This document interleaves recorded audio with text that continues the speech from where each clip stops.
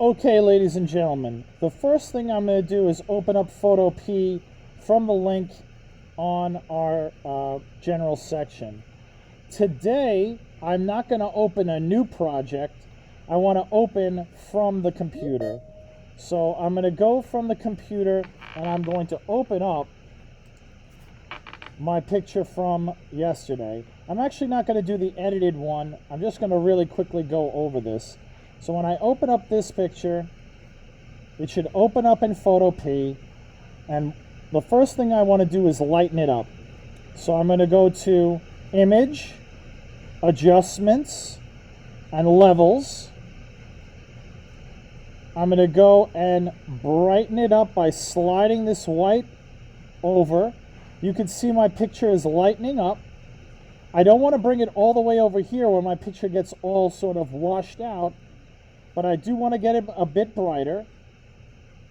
I don't want to lose any of that good detail that I drew. I can also take the gray box and slide that over and kind of lighten it up a little bit.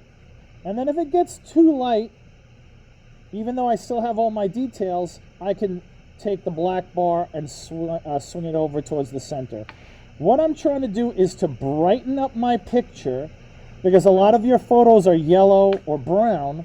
I want to try to get it closer to white, and then I want to just make sure it's a little bit more contrasty. This was what we did yesterday, okay? And then yesterday what we did is that we exported it as a JPEG, all right?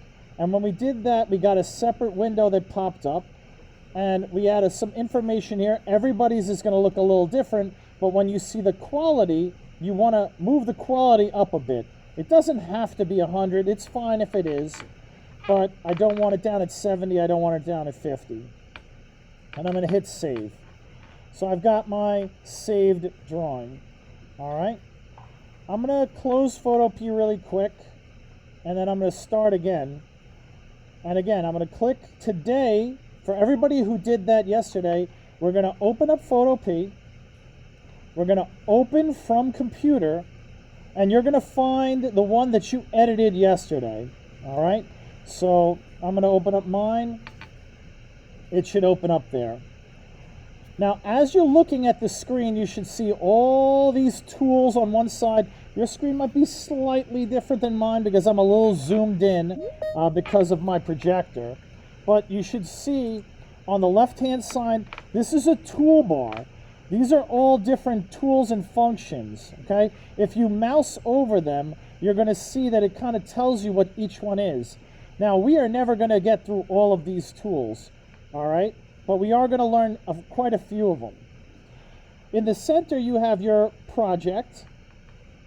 And on the right-hand side, you have something called layers. And you should all see a little thing that has background on it. It says background. Every single one of yours says background. And next to it is a tiny thumbnail of your picture. Next to that thumbnail, there's an eyeball. If you click the eyeball, your picture disappears. If you click it back, it reappears, hopefully. All right. And that's just sort of making your picture invisible for a second. It doesn't delete it.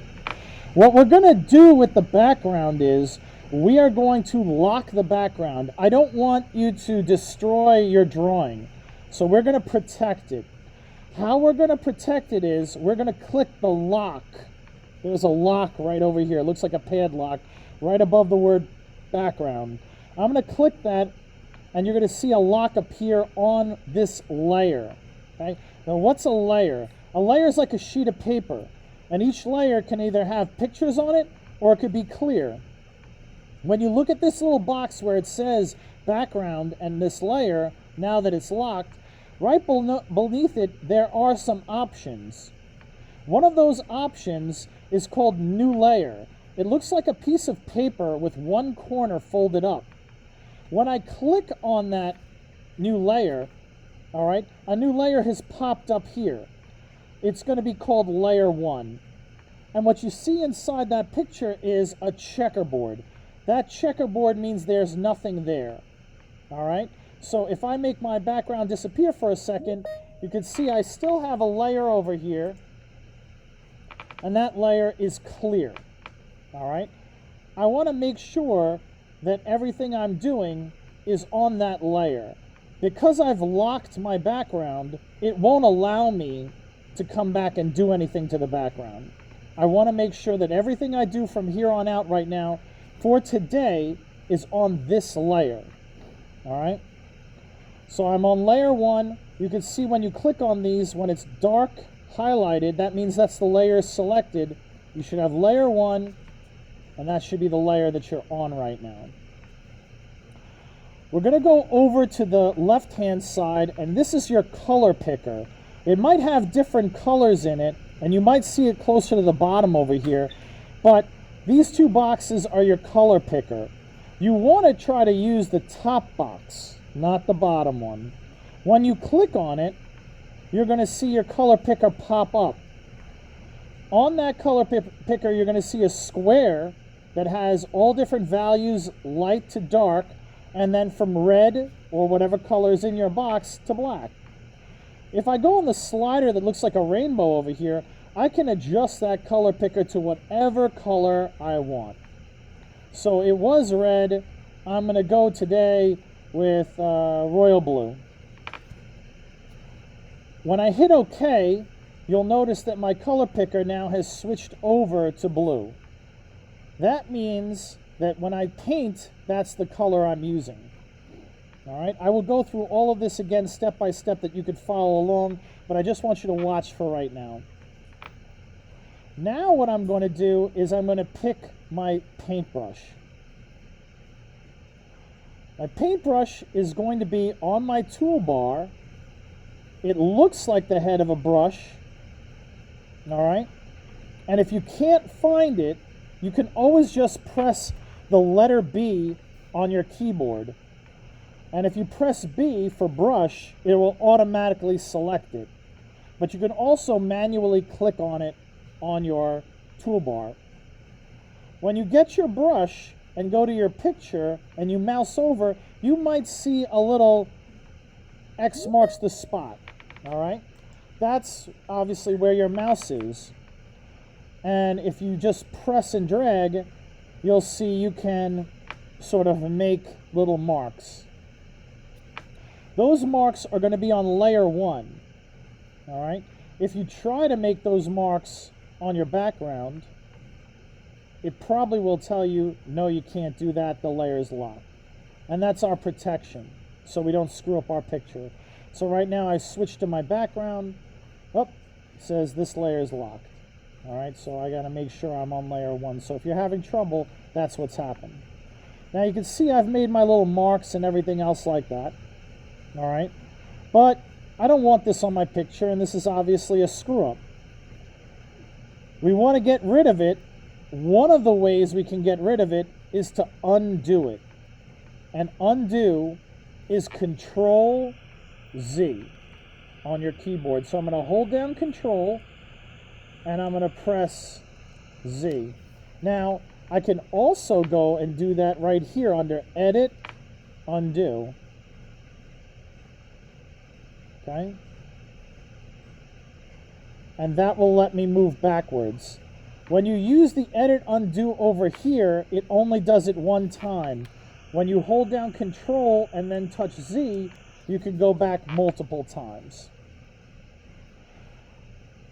I'm still using my brush. I haven't changed. I just made a little blue dot.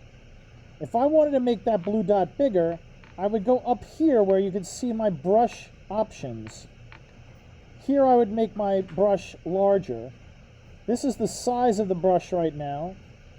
I'm going to make it bigger, and when I go to my picture, you can see now the brush is much larger.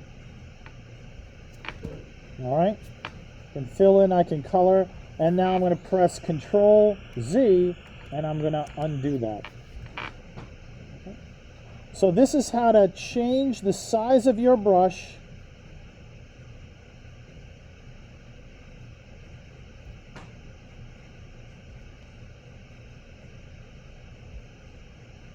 and Control Z is how you undo things. Okay? Now what I want to do is I want to use my brush to paint my character. I'm going to start by painting his shirt. You can start wherever you want. I would pick just one thing. We're going to paint just one thing today, and then we're going to submit it. So what I'm going to do is I'm going to make my brush a little bit smaller. Okay, that feels like a good size. And then what I'm going to do is I'm going to try to color over his shirt. Now, it's kind of hard for me to see what it all looks like from here, all right? Because it's all so small.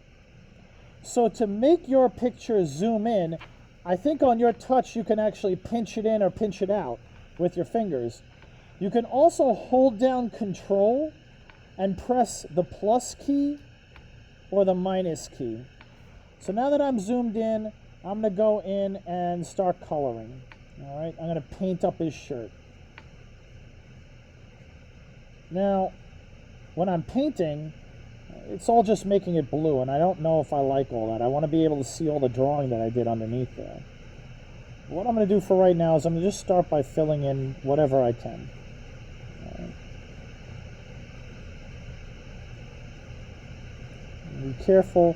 I could switch the size of my brush and fill it in. Now, I would go through and I'd try to color this, but there's a little magic trick that you can do right now.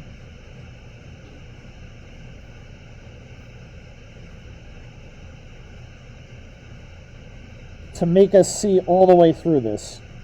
So you could see right now down in my layer 1, all I have down there, you can see is that blue little blob.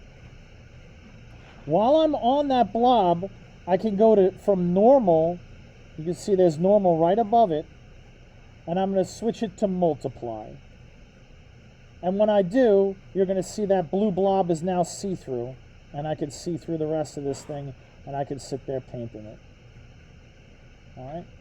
I think I've just given you a lot of instructions, and I don't want to overwhelm you today, and I probably will go over this again on Monday. So I don't want anybody to feel like this is too much. But all I really want to do today is to get you to create a layer, open up a tool brush, and start painting. If you make mistakes with your painting, okay, like what I'm doing like right now, it's like, oops, I accidentally colored in the eye. You can undo it. But if you make little mistakes, I'm going to show you on Monday how you can fix those mistakes. All right? There's another tool we're going to use. So right now, all I want to do is I want to color just one part of this character. I want to make sure it's on its own layer, and I also want to make sure that it is multiplied. I'm going to save this video, and I'm going to go step by step through everything I just did. But to save this project at the end, I don't want to save it the same way I did yesterday. This time I'm going to go File, Save as PSD. All right? And when you hit Save as PSD, it's just going to pop open right over here. All right?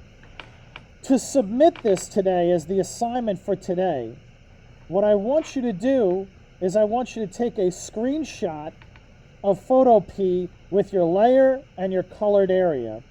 For you, you would go down and use the snipping tool to take a screenshot. I don't have the snipping tool on my computer, so I would just take a screenshot like this. This photo I just took is what I would submit today. All right? And I'm going to let you guys do this again on Monday, and I'm going to go over it a couple times. So you will take a screenshot of you coloring one part of your character with the layer, and you'll submit it. That's all I want you to do for this part. All right. I'm going to close this out, and I'm going to do it again really quick for you.